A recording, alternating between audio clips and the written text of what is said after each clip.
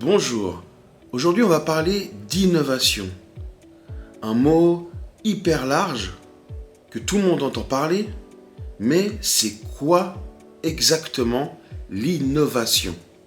Depuis la pandémie, tout le monde n'a plus que ce mot à la bouche. Si tu regardes le nombre de personnes qui ont changé leur statut LinkedIn en mettant spécialiste en innovation, professeur en innovation, formateur en innovation, vous allez voir que le nombre de professeurs, le nombre d'écoles qui se disent spécialistes en innovation, tout le monde essaye de montrer qu'il sait ce qui est en train de se passer, mais pas du tout.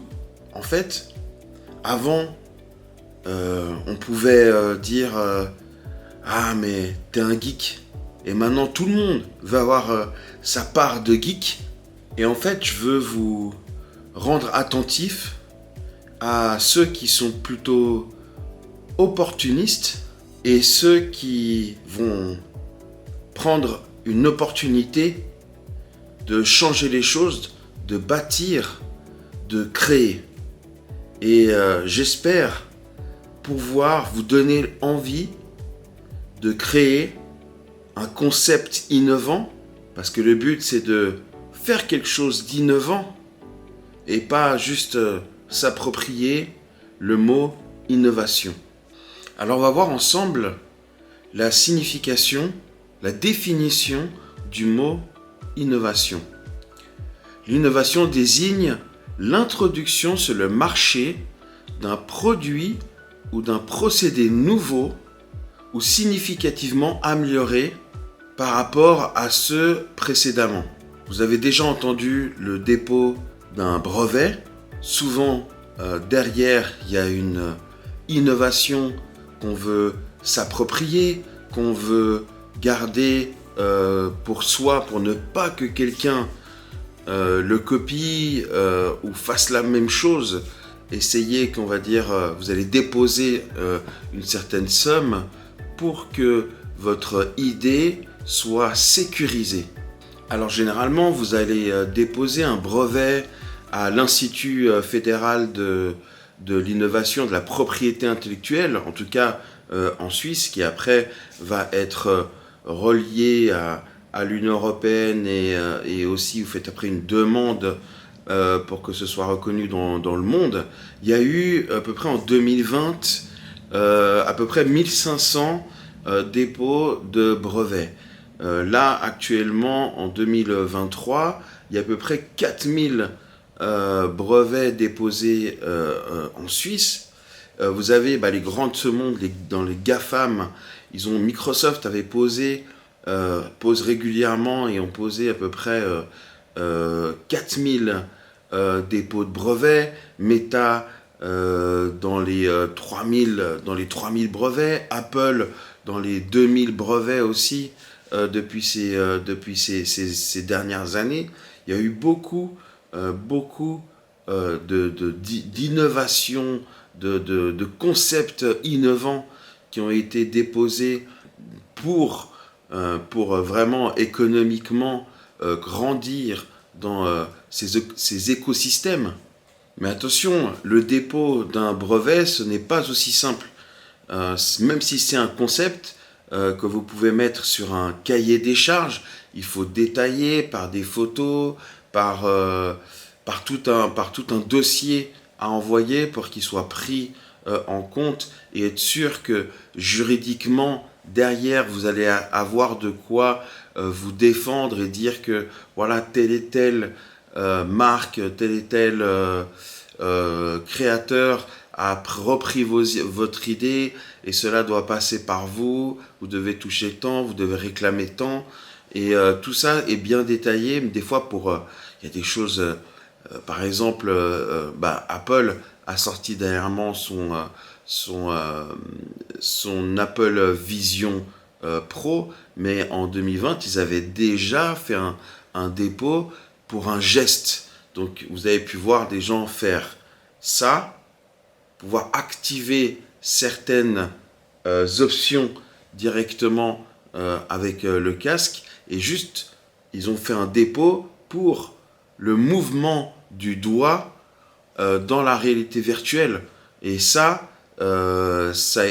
y a eu un dossier pour expliquer pourquoi ils voulaient avoir ce geste qui est propre à eux. Et vous entendez dans l'innovation, et généralement quand on parle d'innovation, on parle de intelligence artificielle. Mais non, non, non, non. Ça fait déjà un moment que l'intelligence artificielle existe. Elle n'est pas apparue comme ça. Dites-vous que le terme de l'intelligence artificielle a été employé la première fois en 1956 à la conférence Dartmouth.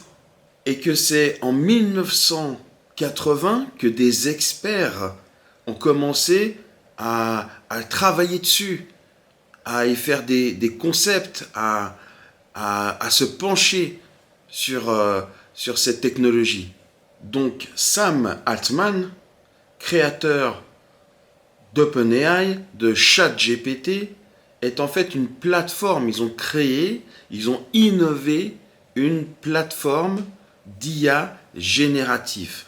Et on dit plutôt qu'à la Silicon Valley, avec ses équipes et ses experts, ils sont plutôt en train d'améliorer le produit, le rendre plus accessible à l'utilisation de tous les jours. Donc c'est une amélioration et on n'est plus sur une innovation. Il y a de temps en temps justement des personnes qui créent des concepts, des process innovants, mais ce n'est plus, on va dire, une innovation. On va plutôt, ça va devenir, et c'est de plus en plus commun. Tout le monde a entendu de ChatGPT, et c'est dommage que déjà qu'il y a encore beaucoup de monde qui n'utilise pas. En tout cas, je vous conseille de vous y mettre. Mais on parle plutôt d'une opportunité d'apprendre, une opportunité d'incorporer une technologie et une habitude que tout le monde, je pense, va implémenter dans son quotidien, dans la vie de tous les jours, au travail. Et ce sera même plus un mot innovant. L'IA, l'intelligence artificielle, ça va vraiment être commun, comme on pouvait dire avant, portable, téléphone portable. Ça a été une innovation. Maintenant, téléphone portable, il y a des générations et des générations. On parle plus de ça. Donc, si vous sentez l'âme d'un créateur, et ça, c'est vraiment précisément, souvent on retrouve justement en Silicon Valley ou dans les grandes universités du monde, ils essaient vraiment de créer une innovation et plus, on va dire, et pas être sur une hype. Alors la hype, on y est actuellement sur l'intelligence artificielle et elle est sur une courbe. Vu que je vous ai dit qu'avant, ça a été créé déjà ça a été déjà créé en 1980 et là on est en 2024. Donc en fait, cette date est affichée sur une courbe et qu'on appelle la courbe de la hype. Donc les créateurs, les inventeurs sont au niveau du levier d'innovation. C'est là que justement on pense, on imagine, on crée une innovation et c'est là qu'elle se situe sur la courbe. Et ensuite, après quelques années, on arrive sur le sommet exagéré, donc le moment où tout le monde en parle, la tendance, on appelle ça le early adopters. Et c'est là que ça fait l'effet waouh. Donc il y a généralement un temps de plusieurs années avant d'arriver à cet effet de tendance et d'opportunité. Après, sur la courbe, vous avez la partie du creux des désillusions. Et c'est un peu comme exemple Meta. Quand Meta a fait son annonce de métavers, tout le monde a fait « Waouh !» ça va être un truc de fou. Il a montré des images et des soi-disant technologies qu'il allait avoir, donc tout le monde était excité. Et vu qu'il n'y avait rien produit et ce qu'il a produit a été plutôt décevant, il est retombé dans cette courbe de désillusion. Euh, il est sorti de cette bulle, mais ça ne veut pas dire que justement ça ne va pas revenir. Et généralement, dans cette désillusion, c'est là que les spécialistes et ceux qui sont un peu plus penchés dessus, généralement mettent de l'argent, mettent des moyens, et que c'est à ce moment-là qu'on arrive sur la pente de l'illumination. Et cette pente-là, en fait, c'est là où certains vont avoir un éclair et vont se dire, ah, il y a une opportunité à prendre, à créer un concept autour de cette technologie que tout le monde a parlé, et tout le monde se dit, ah, ça peut être pas mal, mais bon, ça s'est essoufflé.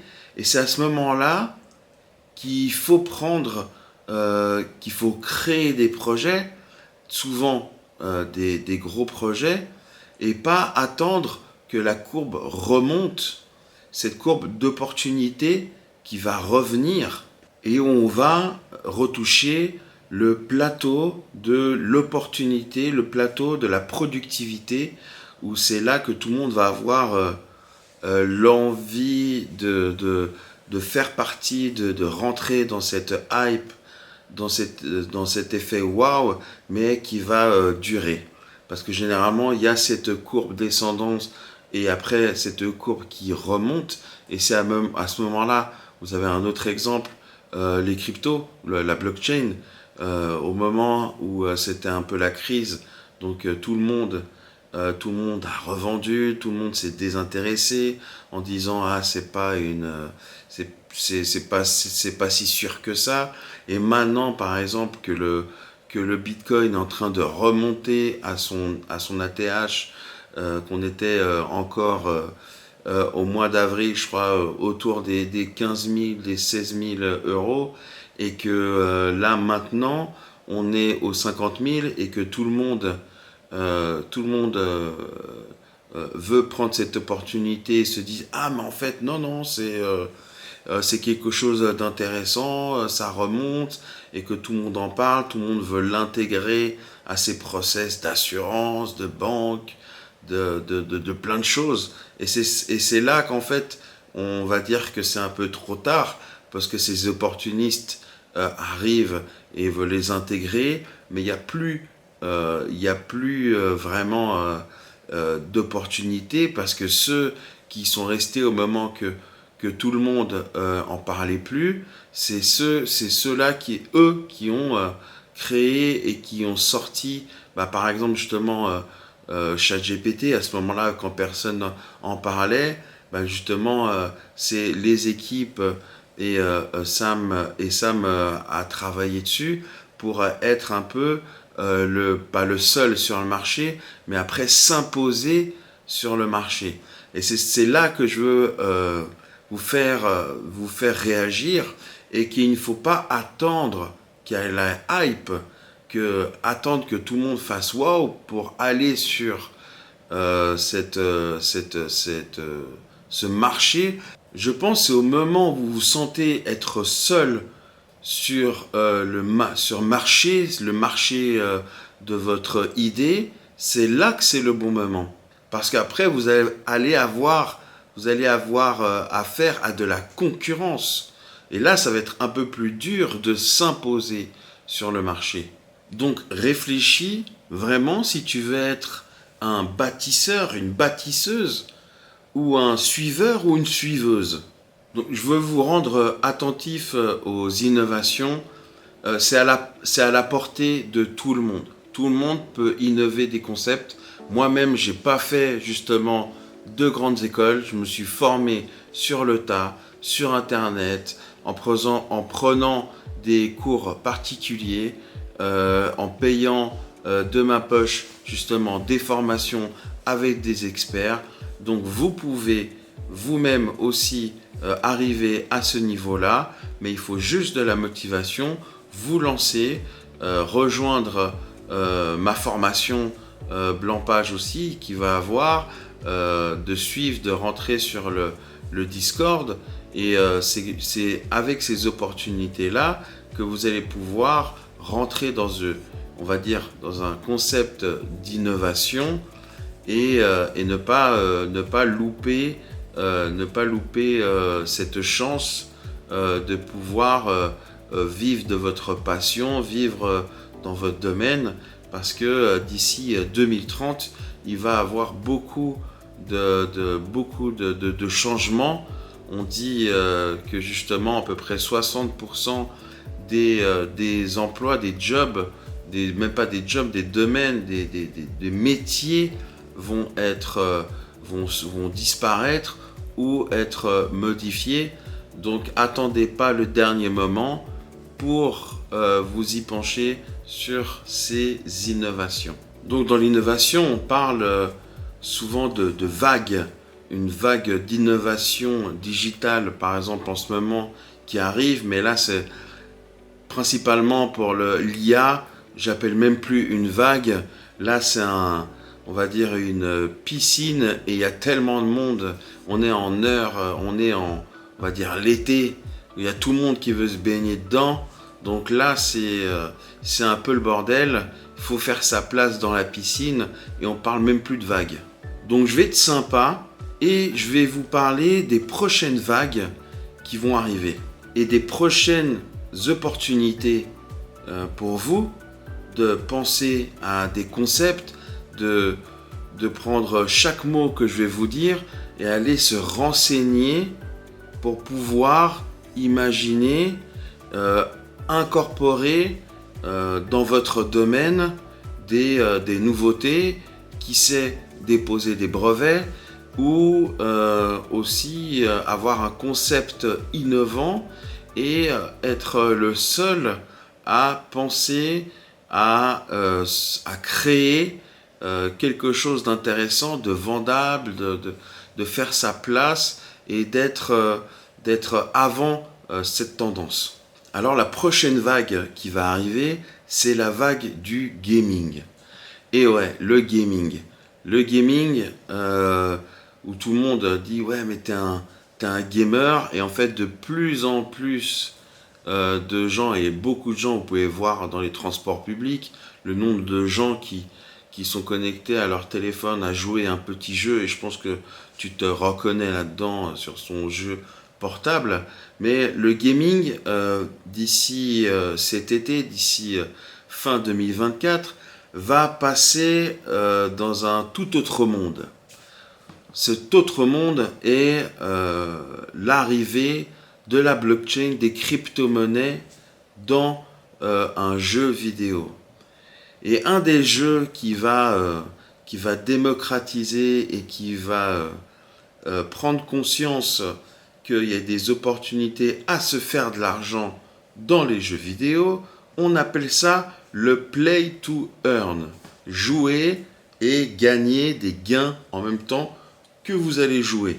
Et le jeu en question, que je pense que tout le monde a entendu et tout le monde va en reparler de plus en plus, c'est GTA. GTA 6 qui va arriver avec, alors c'est plus vraiment des rumeurs, mais il va avoir l'incorporation de la crypto-monnaie dedans.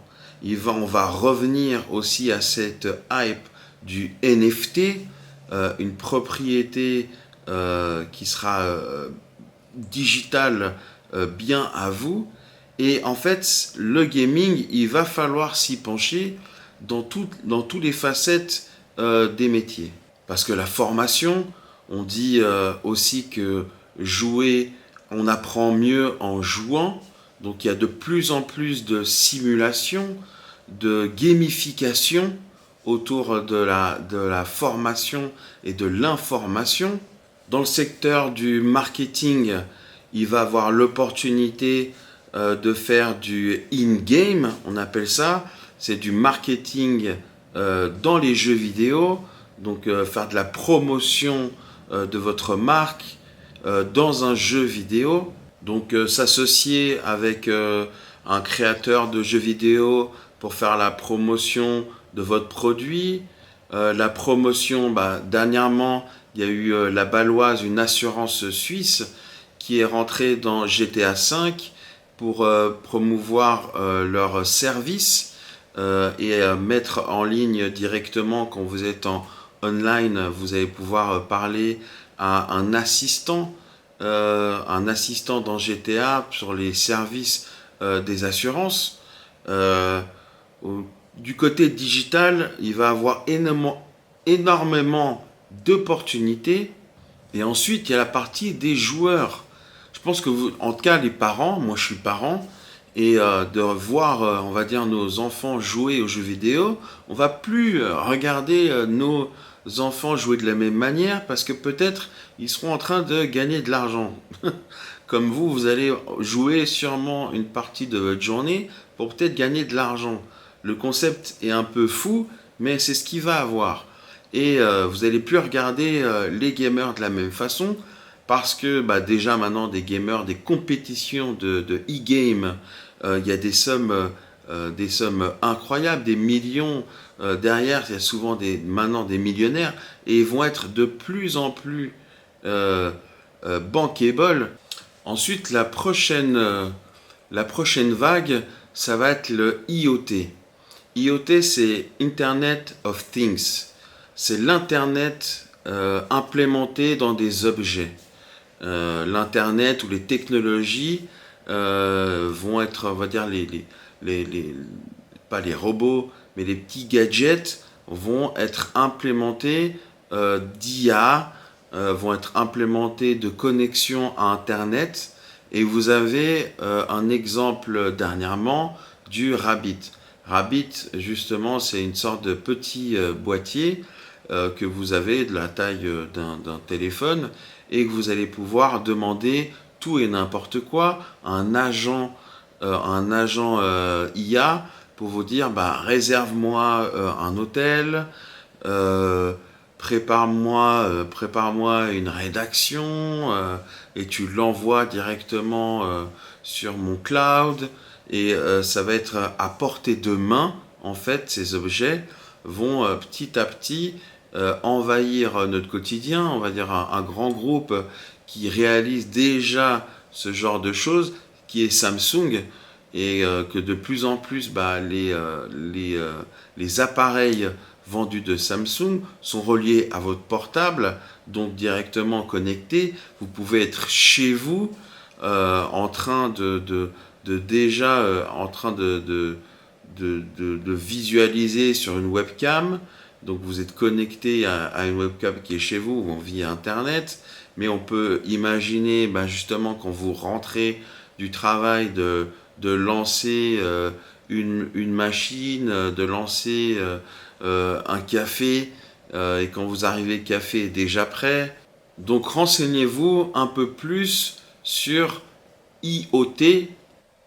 Ensuite, vous allez avoir la vague de la XR, la réalité virtuelle, la réalité augmentée et la réalité mixte. Également, vous allez retrouver la captation de 360 degrés et captation en 180 degrés. Dans la réalité virtuelle, vous allez retrouver des casques VR comme Oculus Quest, Pico, HTC.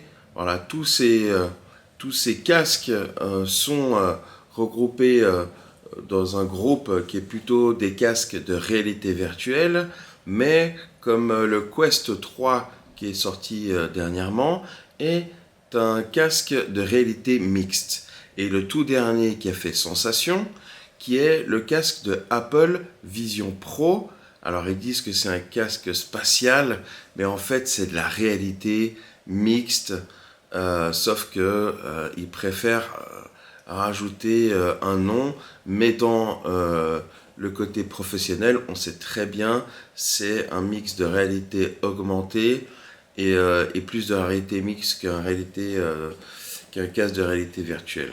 Ce qui va être intéressant de faire dans la réalité virtuelle, la réalité augmentée, c'est faire, par exemple, dans le e-commerce, projeter en réalité augmentée votre site internet ou faire un monde Shopify en 3 dimensions, euh, un peu gamifié, ou faire une boutique justement immersif qui soit justement en 360 degrés.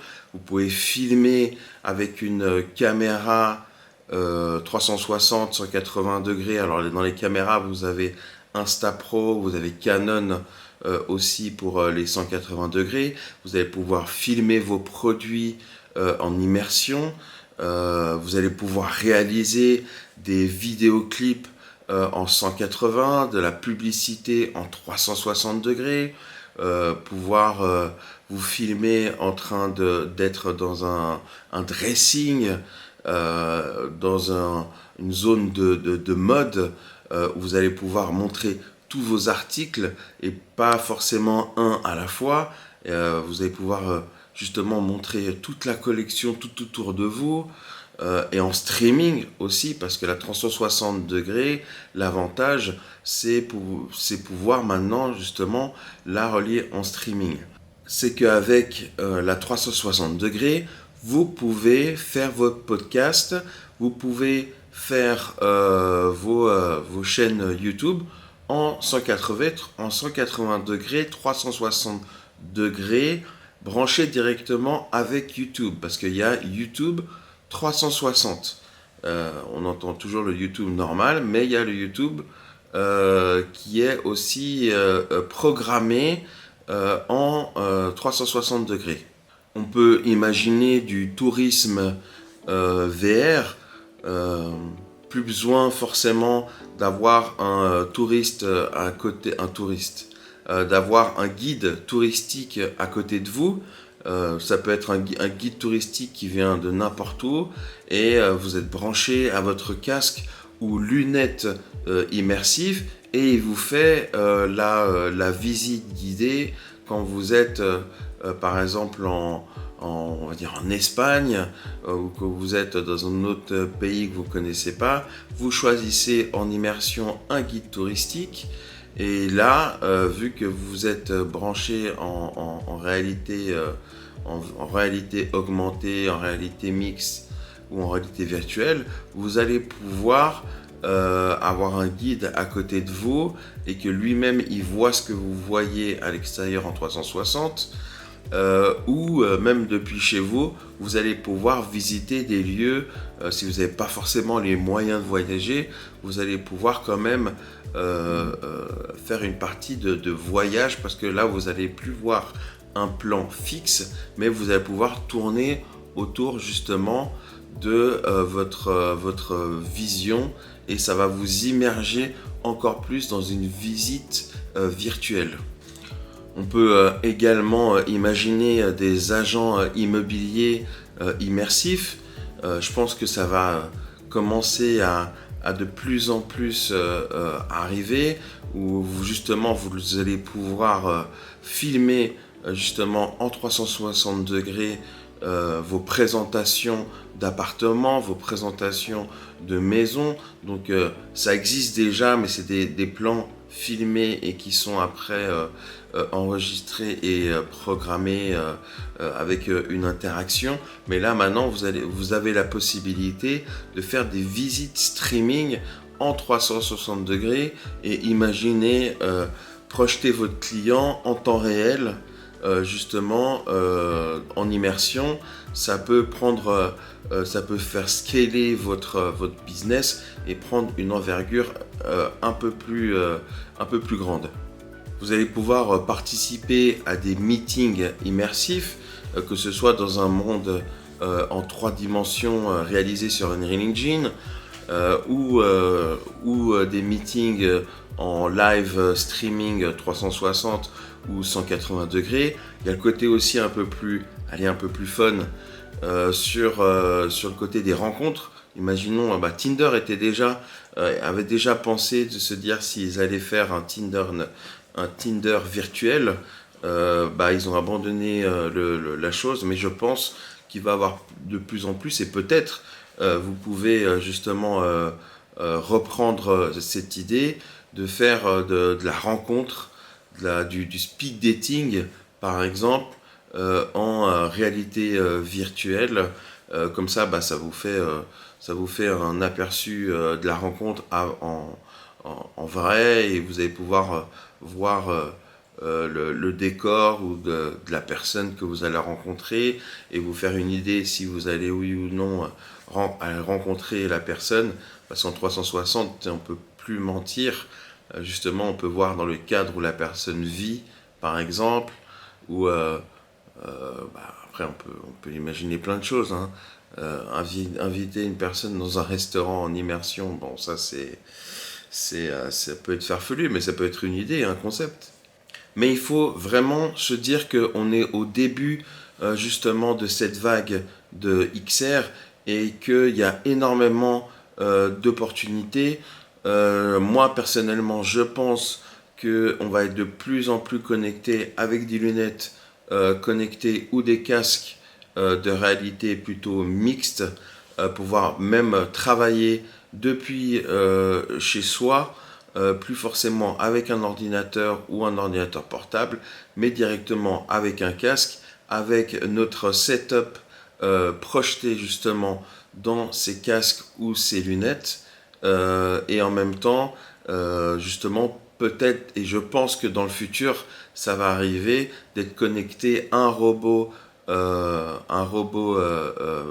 robotique, avoir sa vision en 360 et commander depuis chez soi un robot qui va directement faire les mouvements en motion capture directement depuis chez soi. Donc vous allez voir, il va avoir cette vague, elle va aussi émerger.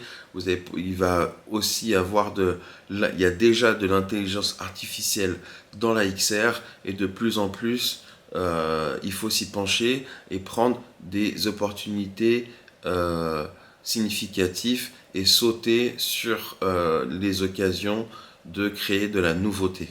Ensuite, vous allez avoir la vague de la Web3 qui est déjà en route. Elle s'est un peu épuisée avec la chute un peu soi-disant de la blockchain, mais qui est en train de remonter petit à petit. Et il y a tous ces pionniers qui sont dedans et qui sont en train de faire fortune, là, lever beaucoup de fonds, avoir beaucoup de soutien. Il y a déjà beaucoup de projets et de gens qui commencent à se faire une place dans le marketing digital Web3.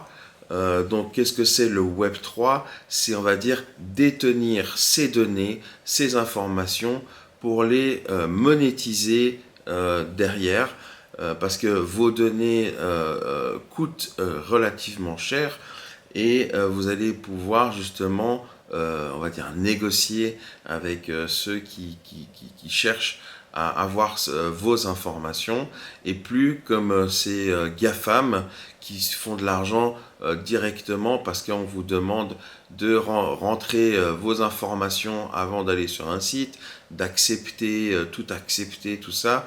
Et ça, c'est la Web 2, et la Web 3 va pouvoir vous permettre d'avoir un équilibre justement monétaire dans un écosystème blockchain. Donc ça veut dire créer du contenu, de la data que vous allez posséder digitalement. Vous allez aussi pouvoir être relié à un portefeuille numérique, parce que de plus en plus on va se diriger vers de l'argent numérique, que ce soit de l'argent numérique que les banques sont en train de faire, les pays sont en train de faire de l'argent numérique, l'euro numérique, le franc numérique, le franc suisse numérique, le yen numérique. Tout est en train de switcher dans le numérique, et vous allez être relié à un portefeuille numérique. Il y a déjà vos pièces d'identité, on appelle ça une ID. Et les ID, justement, de plus en plus vont se pencher vers les NFT.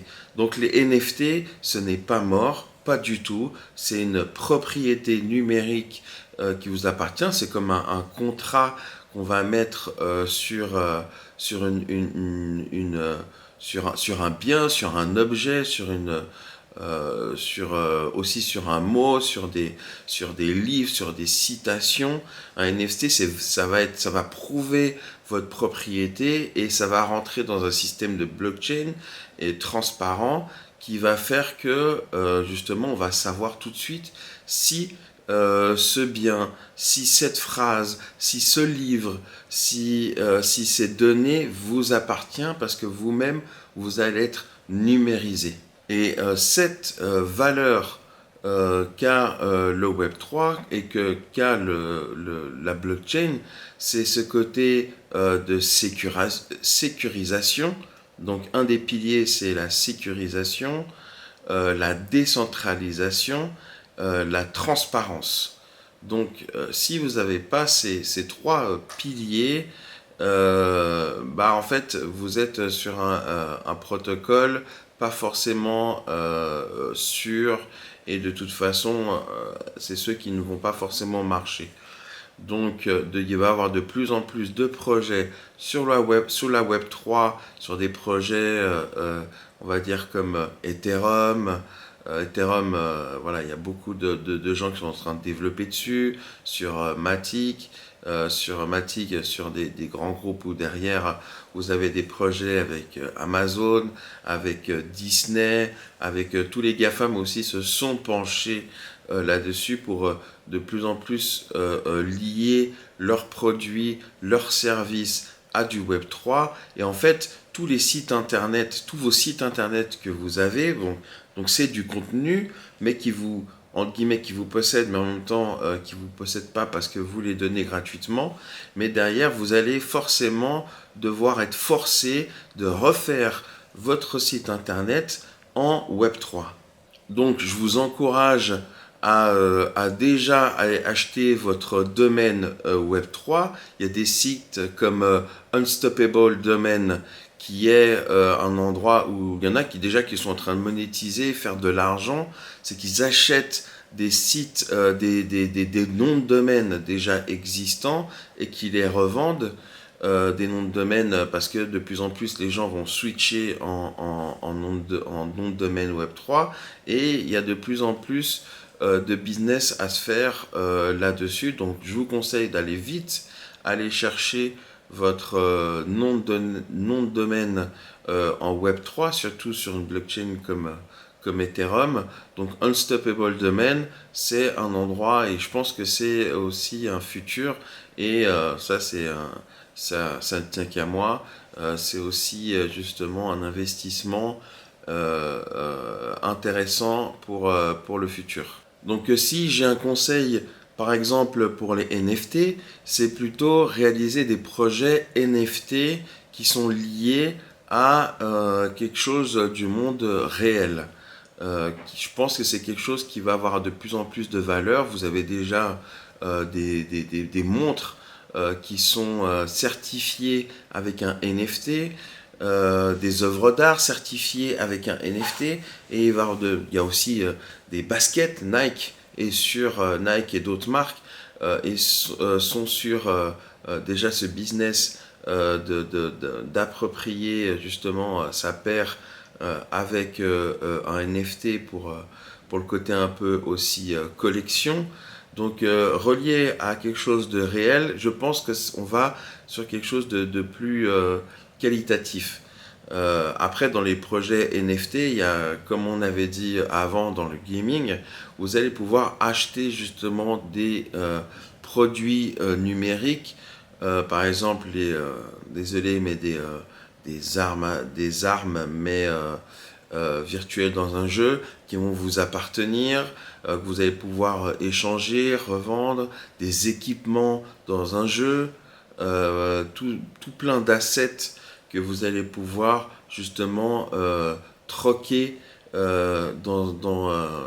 virtuellement, streamingement. Donc il va y avoir tout plein de deals à faire et de projets de vente autour des NFT et je vous garantis que ça va revenir. Ensuite, dans un futur, je pense, pas si lointain, on va avoir la vague de la robotique. Et la vague de la robotique est accessible aussi à tout le monde. On pense que la robotique, c'est que pour les experts et les gens un peu plus futuristes comme Elon Musk avec ses robots. Mais en fait, pas du tout, parce que la robotique, c'est une machine mécanique composée d'un logiciel intelligent avec un dispositif mécatronique. Donc il est soit fonctionnel, humanoïde ou animate, mais également employé pour les explorateurs, pour, euh, pour visionner des secteurs. Il est aussi utilisé dans le secteur des drones, donc pour du bien ou pour du mal, malheureusement. Mais la robotique est pensée pour un gain de productivité, de flexibilité, mais aussi remplacer les tâches difficiles des humains. Ils vont pouvoir, on va dire, la robotique va pouvoir travailler 24 heures sur 24, chose qu'un humain ne peut pas faire. Quand on dit fonctionnel, vous avez tous déjà des robots à la maison, donc robots cuiseurs, vous avez des robots déjà pour le ménage, pour tondre le gazon, et de plus en plus, comme des marques un peu comme Samsung, justement, qui vont être de plus en plus connectés, font que ces robots, quand on dit fonctionnels, vont être là pour justement remplacer vos tâches que vous n'avez pas envie de faire, que vous avez besoin, plus besoin d'avoir une main, un ami pour vous aider, je sais pas, à refaire même à refaire le gazon, à refaire deux trois tâches dans votre jardin et autres. Il va y avoir des robots à la maison pour faire la lessive. Il y a aussi des robots justement de plus en plus qui sont mis dans des EMS. Des EMS en Suisse, c'est des lieux où vous avez des personnes âgées pour les soutenir, pour les aider, pour leur donner compagnie. Donc il va avoir ce côté humanoïde fonctionnel aussi pour les gens qui vont se sentir seuls. Donc il va avoir justement un humain justement robotisé avec de l'intelligence artificielle. Donc on va lui donner des tâches justement à faire. Vous allez donner des ordres à des robots. Donc vous allez penser justement à faire des projets autour de ça. Forcément, il va avoir des opportunités énormes parce que imaginez tout ce que vous n'avez pas envie de faire, justement le robot va pouvoir le faire, même des idées extravagantes et même dans des films qu'on a pu voir, Minority Report et d'autres films justement vraiment avec une vision très spatiale, mais que je pense que c'est des choses qui vont être de plus en plus être réalisées. La robotique avait intéressé justement principalement le secteur de la sécurité, le secteur de la police, le secteur des armées. C'est eux qui ont quand même investi énormément d'argent. Donc je pense que les futurs conflits vont se régler à coups de robots, s'affronter à coups de robots, ou avec des armes justement augmentées, mais aussi des humains augmentés. Il y a le côté orthèse, donc prothèse robotisée. Vous allez perdre un membre, on va vous remplacer ce membre par justement, et ça se fait déjà, hein, par des prothèses reliées à vos sens pour faire bouger la main. Justement, si vous avez justement désolé pour ceux qui l'ont, une jambe en moins. Il y a déjà des prothèses de jambes, mais qui vont être de plus en plus être articulées, être imprimées en 3D et reliées à un système neuronal. Donc si on peut se projeter sur des futurs business intéressants dans la robotique, vous avez par exemple un secteur qui est très touché en ce moment, c'est la restauration, tout ce qui est hôtellerie. C'est des endroits où de plus en plus, et moi j'invite justement les gens à s'y pencher sur des robots justement qui vont servir les clients. Il y a déjà les tables connectées, mais les robots qui vont amener les plats, qui vont prendre les commandes à votre place. Il y a déjà des robots et des bras robots qui cuisinent, qui savent cuisiner à votre place. Il y a en Asie, vous avez en Asie déjà des hôtels à 80%, presque 100%, mais 80% robotisés. Donc, franchement, même le nettoyage des chambres, nettoyage des sanitaires effectué par un robot. Donc voilà, vous avez une idée d'hôtel pratiquement. Imaginez le coût de main-d'œuvre éliminé et vous remplacez juste un robot qui va faire des tâches de nettoyage, pas forcément tout de rangement.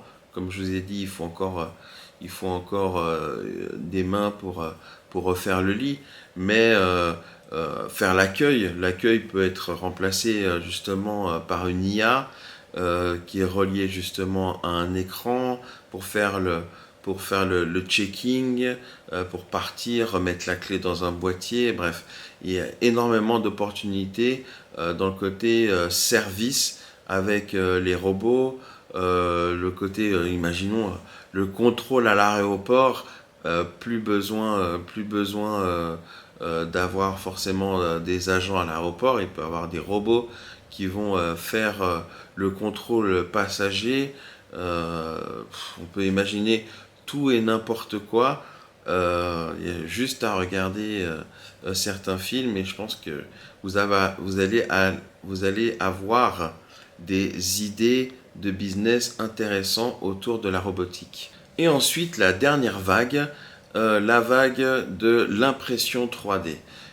Moi, je m'y suis mis depuis 2016 là-dedans. Donc voilà, l'impression 3D, ça fait un moment qu'elle y est, même avant 2016. Mais moi, je me suis formé comme justement designer 3D en bijoux, justement en impression 3D. Et ça a beaucoup évolué depuis. Donc en impression 3D, maintenant, vous pouvez tout faire. Il y a de l'impression sur toutes les textures, pratiquement toutes les textures possibles. Avant, c'était vraiment en phase d'amélioration, mais là, vous avez même des composants justement reliés à l'impression 3D, même en naturel, en fibre naturelle. Vous pouvez imprimer du métal, vous pouvez imprimer du plastique forcément, de la résine et même justement ils sont dans la pharma, il y a des cellules et il va avoir de plus en plus même le côté justement d'avoir des parties humains, des parties des cœurs, pas forcément un cœur, mais mais en tout cas peut-être on peut imaginer dans le futur des parties de membres, des parties on va dire, je sais pas moi, un poumon ou je sais pas, mais je pense que faut pas perdre cette vision que l'impression 3D va être notre quotidien. On a des machines à laver à la maison, on a un micro-ondes. Je rappelle que le micro-ondes, c'était vraiment futuriste. À l'époque, on n'imaginait même pas chauffer justement à la va-vite dans un micro-ondes. C'était inimaginable. Donc maintenant, on peut se projeter de se dire que bon, chacun, là c'est accessible, hein, parce que vous avez des prix en partant déjà, je pense, de 200 à 200 euros, justement une imprimante 3D à la maison pour imprimer son verre, Il y a déjà justement de la réalisation de mobilier en impression 3D. On peut imaginer d'ouvrir justement des centres d'impression 3D pour imprimer ce que les gens veulent. Et je pense vers le futur des grands groupes comme Ikea ou comme même Amazon, vous allez plutôt télécharger des fichiers et aller dans un centre d'impression pour imprimer ce que vous avez envie, ce qui vous manque à la maison. Vous avez cassé un verre, il vous faut une vis, il vous faut un élément pour accrocher, un tableau, il vous faut n'importe quoi. Vous allez télécharger le fichier, l'envoyer sur votre imprimante 3D et choisir le composant et il va vous l'imprimer. Donc ça va vraiment être quelque chose de normal, je pense, dans un futur très proche. Avant de se dire spécialiste en innovation, allez vous renseigner. Allez vous renseigner sur toutes ces technologies et au lieu de parler et vendre quoi que ce soit, formation ou autre, réalisez quelque chose. Parce que là, vous avez l'opportunité de réaliser des innovations. Soyez créateur de quelque chose de tangible.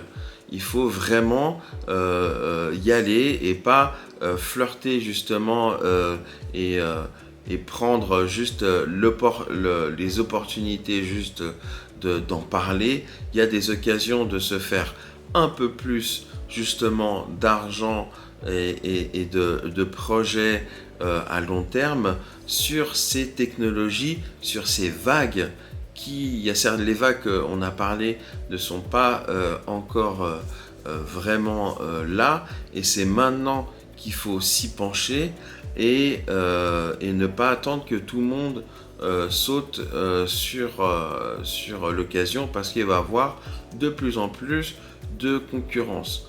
Donc, dit concurrence, dit moins d'opportunités justement de lever des fonds.